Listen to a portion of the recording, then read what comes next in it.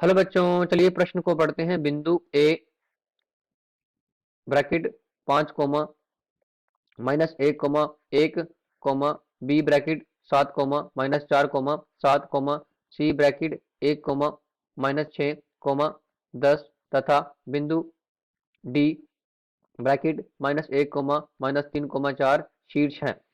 तो इस प्रश्न को हल करने की मुख्य अवधारणा है।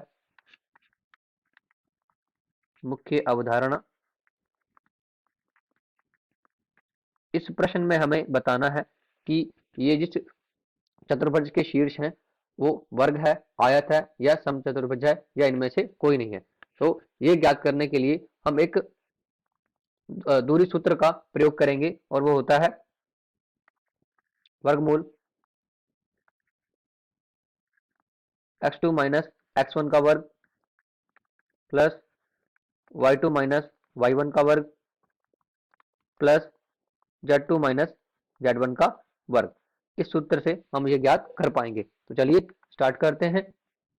पहले हम यहाँ पर एक चतुर्भुज बना लेते हैं। ये है चतुर्भुज और इसे मान लेते हैं बिंदु ए और ये बिंदु बी, बिंदु सी और बिंदु डी।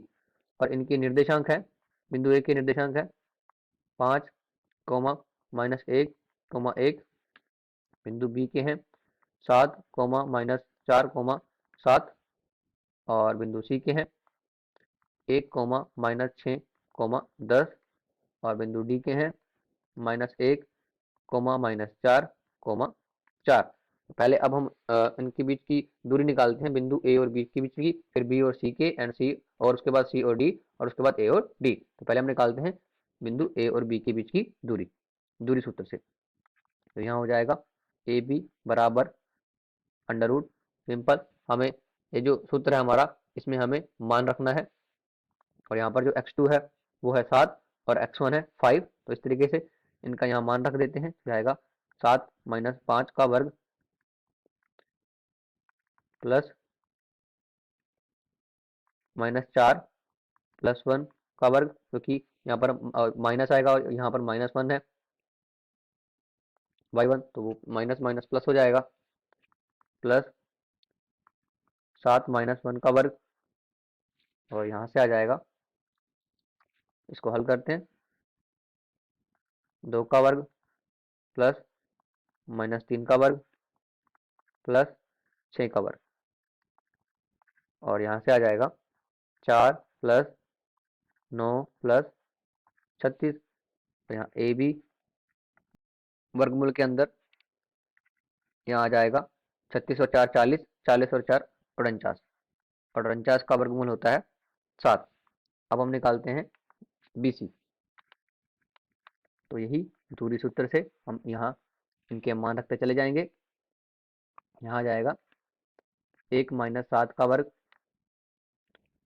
प्लस -6 प्लस 4 का वर्ग प्लस 10 माइनस 7 का वर्ग। अब इसे हल करते हैं और यहाँ आ जाएगा -6 का वर्ग प्लस -2 का वर्ग प्लस 3 का वर्ग। अब इसे और हल करते हैं, यहाँ आ जाएगा 36 प्लस 4 प्लस 9 और इनका योग करते हैं तो आता है 49 और 49 का वर्गमूल निकालते हैं तो आएगा 7। अब हम निकालते हैं सी डी, बिंदु सी और डी के बीच की दूरी। तो वो भी इसी सूत्र से -1 का वर्ग प्लस -3 प्लस 6 का वर्ग प्लस 4 -10 का वर्ग। अब इसे हल करते हैं, -2 का वर्ग प्लस यहाँ 3 का वर्ग प्लस 4 -10, तो यहाँ पर आ जाएगा -6 का वर्ग। यहाँ आ जाएगा 4, 3 का वर्ग आ जाएगा 9 प्लस और 6 का वर्ग आ जाएगा 36। अब इनको जोड़ देते हैं तो यहाँ आ जाएगा वर्गमूल 49 और 49 का वर्गमूल होता है 7। अब हम निकालते हैं ए डी, बिंदु ए और डी के बीच की दूरी। तो यहाँ आ जाएगा 36 प्लस 4 प्लस 9 इसी तरीके से। और यहाँ आ जाएगा वर्गमूल 49 और 49 का वर्गमूल होता है 7। तो ये तो हमने इसकी जो है भुजाओं की बीच की दूरी निकाल ली। भुजाओं की बीच की दूरी चारों जो भुजाएं हैं इसकी उनकी बीच की दूरी जो है वो समान है। अब हम इसकी विकर्णों को चेक कर लेते हैं। तो हम देखते हैं विकर्ण। तो विकर्ण है पहली हमारी AC बराबर वर्गमूल के अंदर, इसमें भी दूरी सूत्र का प्रयोग करते हुए वैल्यू को यहाँ रख देंगे। 1 माइनस 5 का वर्ग प्लस माइनस 6 प्लस 1 का वर्ग प्लस 10 माइनस 1 का वर्ग 16 आ जाएगा, माइनस 6 और प्लस 1 यहाँ से आएगा 5 और 5 का वर्ग आएगा 25 प्लस 10 में से 1 जाएगा तो आएगा 9 और 9 का वर्ग आएगा 81।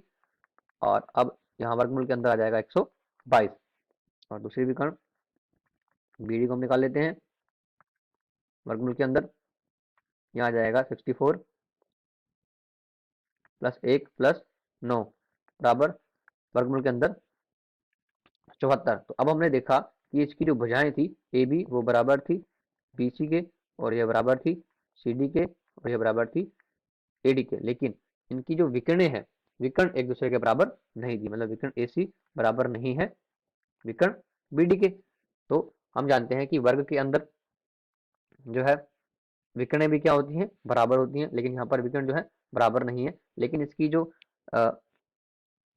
अगर हम आयत की बात करते हैं तो आयत में क्या होता है, आमने सामने की जो भुजाएं होती हैं वो बराबर होती हैं, लेकिन यहाँ तो जो है चारों चारों भुजाएं जो है वो बराबर है लेकिन विकर्ण बराबर नहीं है। इसलिए ये जो है दिए गए प्रश्न का सही उत्तर C है। आशा करते हैं आपको समझ आया होगा। धन्यवाद।